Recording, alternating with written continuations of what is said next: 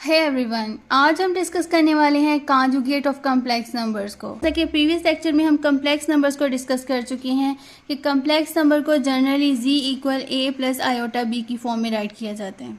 अगर आपने complex number से रिलेटेड वीडियोस नहीं देखी तो उसका लिंक आई बटन में भी मौजूद है और डिस्क्रिप्शन में भी, वहाँ पे क्लिक करके आप वीडियो देख सकते हैं। ये हमारे पास एक कम्प्लेक्स नंबर है z equal a plus iota b। अब हमने फाइंड करना है इसका कॉन्जुगेट। अगर लेट्स सपोज हम यहाँ पे आयोटा को माइनस आयोटा के इक्वल पुट कर दें तो हमें एक न्यू कम्प्लेक्स नंबर मिलेगा। तो इसे हम राइट करेंगे a माइनस आयोटा b। इसे हम z बार से रिप्रेजेंट करते हैं। ठीक है, आयोटा को माइनस आयोटा की इक्वल पुट करने के बाद जो हमें न्यू कम्प्लेक्स नंबर मिला है ये फर्स्ट वाले कम्प्लेक्स नंबर का कॉन्जुगेट कहलाएगा और कॉन्जुगेट को z बार से रिप्रेजेंट करते हैं। कोई भी कम्प्लेक्स नंबर आपके पास मौजूद हो आप उसका कॉन्जुगेट फाइंड कर सकते हैं। इसी तरह हम डबल कॉन्जुगेट भी फाइंड कर सकते हैं, triple B and so on. हमारे पास हो z इक्वल 1 प्लस आयोटा, हमें कहा जाए कि इसका कॉन्जुगेट फाइंड करें तो कॉन्जुगेट के लिए हम z के ऊपर बार लगा देंगे। यहाँ भी हमने आयोटा को माइनस आयोटा के इक्वल पुट करना है तो हमारे पास आ जाएगा 1 प्लस और यहाँ भी हम माइनस लगा देंगे। ठीक है, इस आयोटा की जगह हमने माइनस आयोटा लगा दिया है तो हमारे पास आ जाएगा 1 प्लस और माइनस जब मल्टीप्लाई होते हैं तो आंसर माइनस में आता है। जैसा कि हम प्रीवियस लेक्चर में भी डिस्कस कर चुकी हैं कि प्लस को हम प्लस के साथ मल्टीप्लाई करें तो आंसर प्लस में आता है, माइनस को माइनस के साथ मल्टीप्लाई करें तब भी आंसर प्लस में आता है।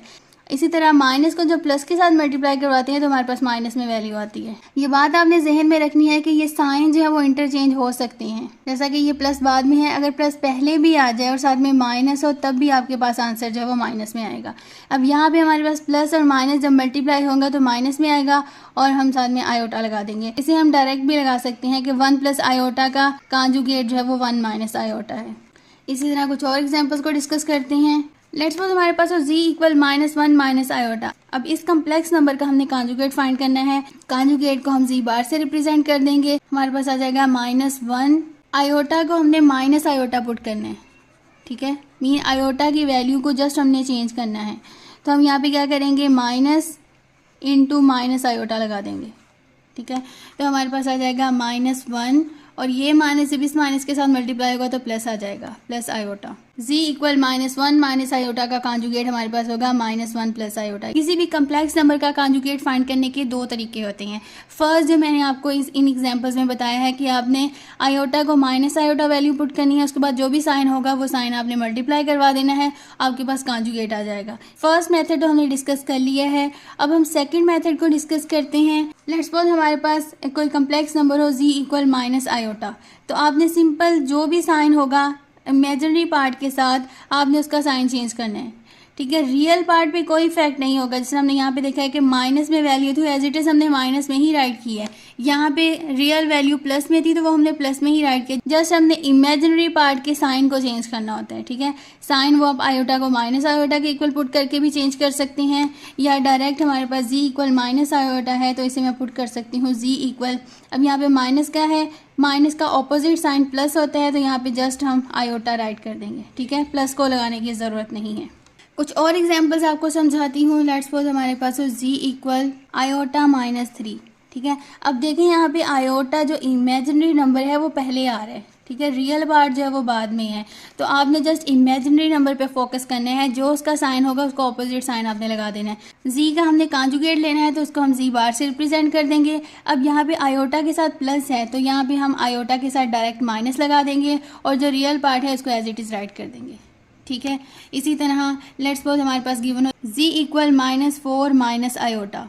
अब यहाँ पे आयोटा रियल पार्ट के बाद आ रहा है तो हमने क्या करना है, z बार इक्वल -4 को एज इट इज़ राइट कर देंगे। अब आयोटा के साथ माइनस है तो हमने ऑपोजिट साइन लगाना होता है तो यहाँ पे हम प्लस आयोटा लगा देंगे। ठीक है, अगर तो आयोटा पहले आ रहा है तो आपको प्लस लगाने की ज़रूरत नहीं है। इस तरह यहाँ पे हमने किया था कि z इक्वल माइनस आयोटा था, जब हमने इसका कॉन्जुगेट फाइंड किया है तो प्लस आयोटा आ रहा था। ये सिंगल वैल्यू थी तो इसके साथ प्लस लगाने की ज़रूरत नहीं थी, लेकिन यहाँ पे दो वैल्यूज़ मिल रही, इस जगह पे हमें प्लस लगाने की ज़रूरत है तो ये प्लस आपने लाजमी लगाना है। ये ना हो -4 आयोटा राइट कर दें तो वो गलत हो जाएगा आपका आंसर। तो ये हमारे पास जो है वो कॉन्जुगेट आ गया।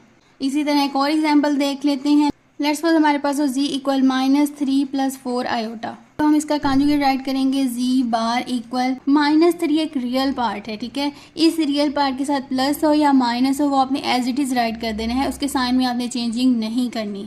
उसके बाद यहाँ पे +4 आयोटा है, ये हमारे पास इमेजिनरी पार्ट है, ठीक है। आयोटा के साथ कोई भी रियल नंबर आपके पास मल्टीप्लाई हो रहा है तब भी वो इमेजिनरी पार्ट ही होता है। इसके साथ प्लस है, अब यहाँ पे हम इसका साइन चेंज कर देंगे और 4 आयोटा को एज इट इज राइट कर देंगे। तो z इक्वल -3 + 4 आयोटा का कॉन्जुगेट होगा z बार इक्वल -3 - 4 आयोटा, ठीक है। आई होप ये क्लियर हो गया होगा। अब हम देखते हैं कि डबल कॉन्जुगेट किस तरह लिया जाता है। जैसा कि हमें मालूम है कि z equal a + iota b, ये हमारे पास एक कम्प्लेक्स नंबर है। अगर इसका हम फर्स्ट कॉन्जुगेट लें तो हमारे पास आ जाएगा a - आयोटा b, ठीक है। अगर हम इसी कॉन्जुगेट का अगेन कॉन्जुगेट लें तो इसको हम डबल बार से रिप्रेजेंट करेंगे। अगर फर्स्ट कॉन्जुगेट लेना हो तो सिंगल बार आएगा, कॉन्जुगेट का अगेन हम कॉन्जुगेट लें तो उसके ऊपर हम डबल बार लगा देंगे, ठीक है। इक्वल ए हमारे पास रियल पार्ट है, इसको हम एज इट इज राइट कर देंगे। अब यहाँ पे आयोटा बी इमेजिनरी पार्ट है तो इसके साथ माइनस है। अब हमें मालूम है कि कॉन्जुगेट में हम जस्ट साइन चेंज करते हैं। अब ये माइनस है तो इसको हम प्लस आयोटा बी राइट कर देंगे, ठीक है। अगर आप यहाँ पे गौर करें तो z हमारे पास है a + आयोटा b और z डबल कॉन्जुगेट जो हमने लिया है z डबल बार इक्वल है a + आयोटा b। तो हम यहाँ पे कह सकते हैं कि z जो है वो इक्वल होगा z डबल बार के, ठीक है। किसी भी कम्प्लेक्स नंबर का अगर आप डबल कॉन्जुगेट लेते हैं तो वो उसी कम्प्लेक्स नंबर के इक्वल होगा, ठीक है।